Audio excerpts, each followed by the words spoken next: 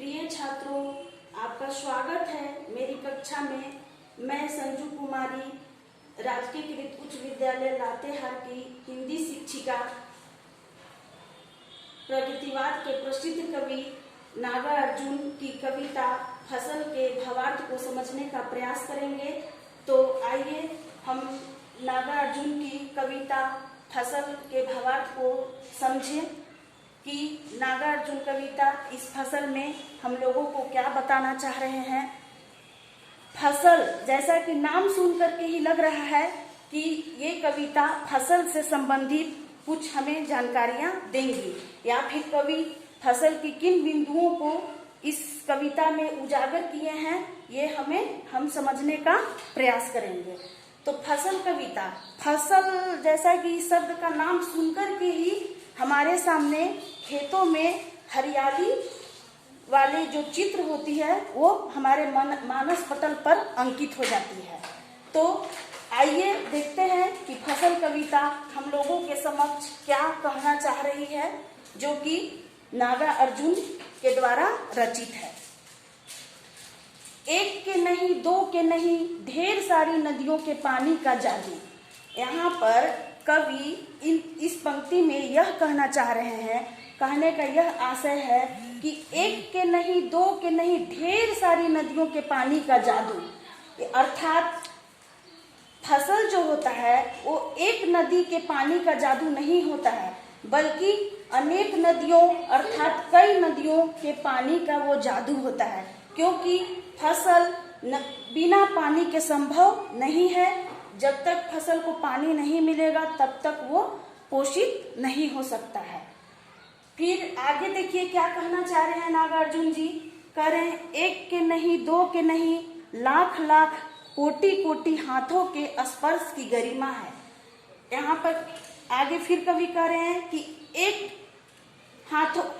हाथ के नहीं, दो हाथ के नहीं, बल्कि कई हाथों के स्पर्श अर्थात कई किसानों के मेहनत, उनके हाथों के छूने से ही फसल के पैदावार होती है, जो हमारे देश हमारे समाज के लिए अति आवश्यक है। और फसल के बिना हम जीवित नहीं रह सकते हैं। अर्थात कई किसानों के मेहनत के कारण ही फसल की पैदावार को बढ़ावा मिलती है। फिर आगे क्या कहते हैं कवि, एक की नहीं, दो के नहीं, हजार हजार खेतों की मिट्टी का गुण धर्म है। और आगे कवि फिर कह रहे कि जैसा कि अभी हम लोग पढ़े कि फसल के पैदावार के लिए हमें जिस प्रकार से पानी की जरूरत पड़ती है, लाखों व्यक्तियों के हाथों के स्पर्श अर्थात लाखों करोड़ों किसानों के मेहनत की आवश्यकता से ही फसल की पैदावार होती है।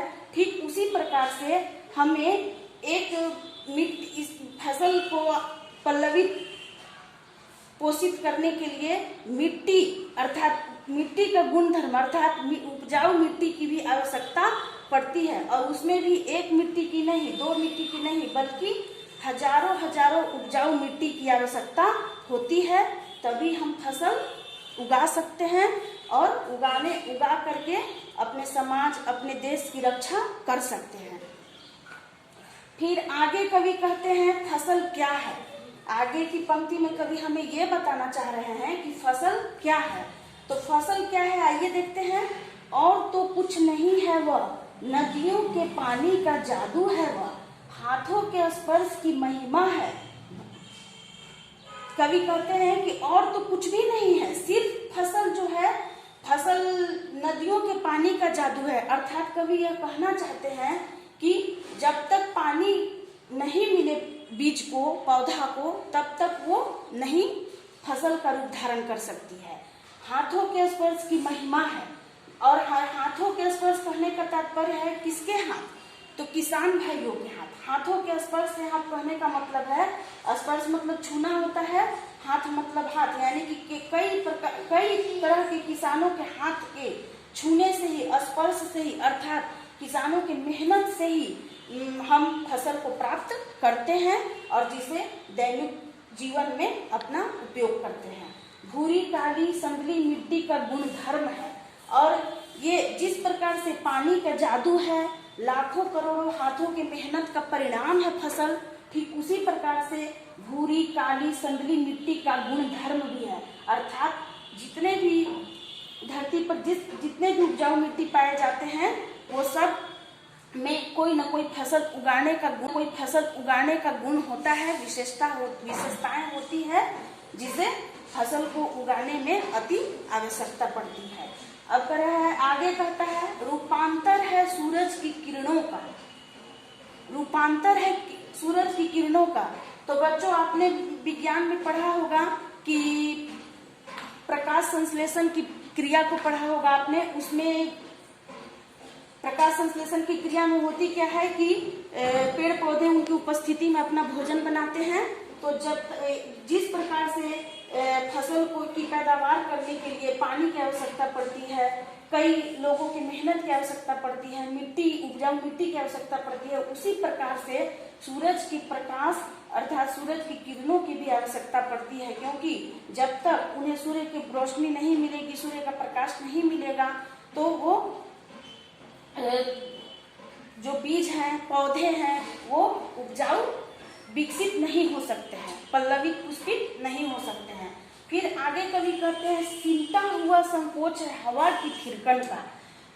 यहाँ पर बताते हैं कि जिस प्रकार से पानी, कई हाथों के आसपास, उपजाऊ मिट्टी, सूरज की किरणों की आवश्यकता है फसल को उगाने में, ठीक उसी प्रकार से हवा अर्थात हवा में ऑक्सीजन होता है। तो वो ऑक्सीजन भी हमारे पेड़ पौधों को पल्लवित पुष्पित आगे बढ़ने में, विकसित होने में उसकी भी सहायता पड़ती है। तो इस कविता में कवि क्या बताना चाह रहे हैं? कवि ये बताना चाह रहे हैं कि फसल जो है वो कुछ भी नहीं है। फसल जो है कई नदियों के पानी का जादू है, लाखों किसान भाइयों के हाथों के मेहनत का परिणाम है, और उपजाऊ मिट्टी का सहयोग से फसल पैदा होती है, और साथ ही साथ सूर्य के प्रकाश और हवा की भी आवश्यकता पड़ती है। यदि ये सब नहीं रहे, अर्थात कहने का तात्पर्य यह है कि प्रकृति के कितने सारे अवयव हैं, अवयवों के माध्यम से ही फसल की पैदावार होती है, और तभी हम उससे जीते हैं, खाते हैं और अच्छे तरीके से इस धरती पर रह रहे हैं। अर्थात और साथ ही साथ कवि यह भी कहना चाह रहा है कि प्रकृति और मनुष्य के आपस में मिलने से अर्थात